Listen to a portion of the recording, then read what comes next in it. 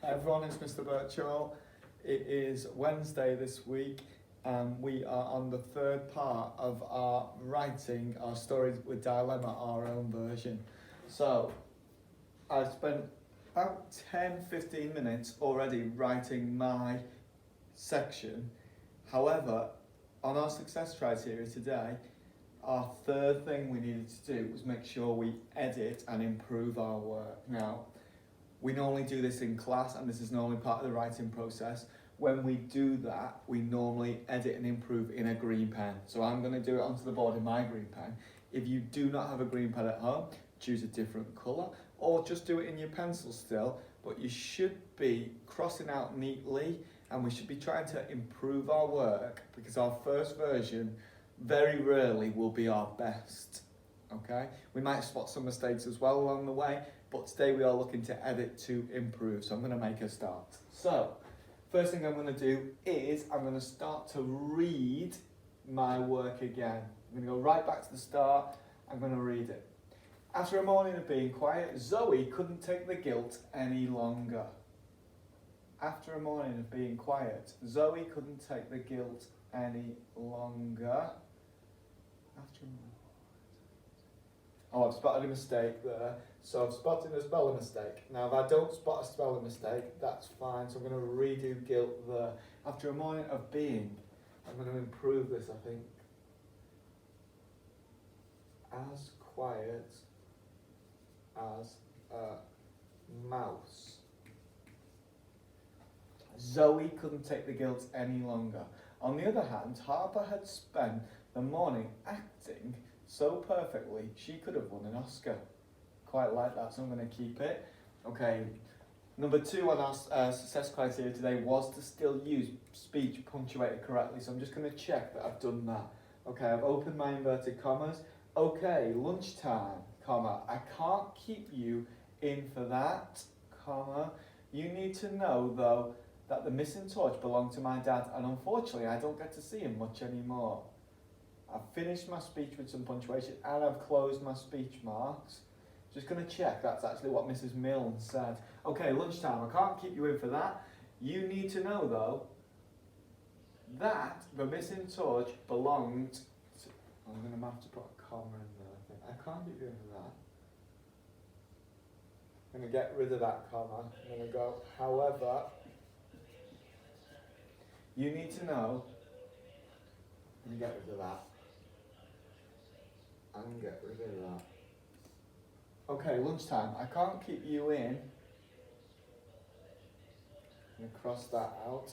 However, you need to know that the missing torch belonged to my dad, and unfortunately, I don't get to see him much anymore. I think that now makes better sense, and it says what I actually wanted to say. Mrs. Milne pleaded again of the culprit to own up as the... Oh, I wonder if that should be for the culprit to own up as the bell rang loudly. Okay? I like that I've got loudly so far, and unfortunately, because we're still looking for adverbs as well if we can.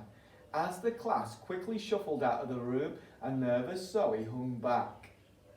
I like this because this is an adverbial phrase and it's telling me as how the class got out the room. Dropping a note on the teacher's desk, she had left no name on it and it disguised her handwriting. Quite like that, that's fine. After lunch, Mrs. Milne looked different. Even the way she took the register was different. Good afternoon, Harper. Please can you see me outside after the register? Mrs. Milne said. Okay, I'm going to try and improve this bit here. So, after lunch, Mrs. Milne looked different. Even the way she took the register was different. Good afternoon, Harper. Please can you see me outside after the register? Mrs. Milne said. I'm going to definitely change that said and I'm going to use a word which means that I'm going to be a bit more forceful, which is demanded. Right that second, Harper panicked. Okay, now I know that this is how I spell panic, but I don't know that's how I spell panicked. So I'd look it up in a dictionary or I'd ask a friend, how do I spell panicked? P-A-N-B-A-N-I-C-K-E-D. So I need to add a K in my friend thing. She stood up slowly and stepped outside the door. The corridor felt cold and empty. She knew what was about to be. She knew what she was about to be accused of, and she knew she was guilty. Now I changed my guilty up there, so I'm going to change it again and put my final full stop in. Now I haven't changed everything, I've just changed a few little things, and that hopefully has improved my work. Okay, I'm going to reread it all from the start to see if it makes sense, or I would ask a friend to reread it if I had one. Okay, do you need some help? No? Okay. I'll see you in a minute. You might be able to help me afterwards. After a morning of being as quiet as a mouse, Zoe couldn't take the guilt any longer. On the other hand, Harper had spent the morning acting so perfectly she could have won an Oscar. An Oscar, does that need a capital O? I'm going to keep it because it's the name of an award.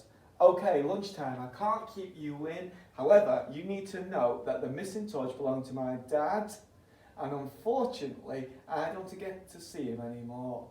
I think that might have to be a capital D as well, but I'll check that afterwards. Mrs. Milne pleaded again for the culprit to own up as the bell rang loudly and for what seemed like an eternity. Okay, I think that's improved it. As the class quickly shuffled out the room, a nervous Zoe hung back. Dropping a note on the teacher's desk, she had left no name on it and had disguised her handwriting. Dropping an anonymous note. I'm going to have to change that there. So I'm going to put a star because I can't fit it. I'm going to write it somewhere else on my paper. I'm going to do the anonymous. That means a note with no name on. She had left no name on it. Oh, I'm going to get rid of that now. She had also disguised her handwriting. After lunch, Mrs. Milne looked different. Even the way she took the register was different. Good afternoon, Harper. Please can you see me outside after the register? Is that a question? Good afternoon, Harper. Please can you see me outside after the register? It's not a question. I'm going to change that to an exclamation mark. Mrs. Milne demanded. Right that second, Harper panicked. She stood up slowly and stepped outside the door. The corridor felt cold and empty. She knew what she was about to be accused of, and she knew she was guilty.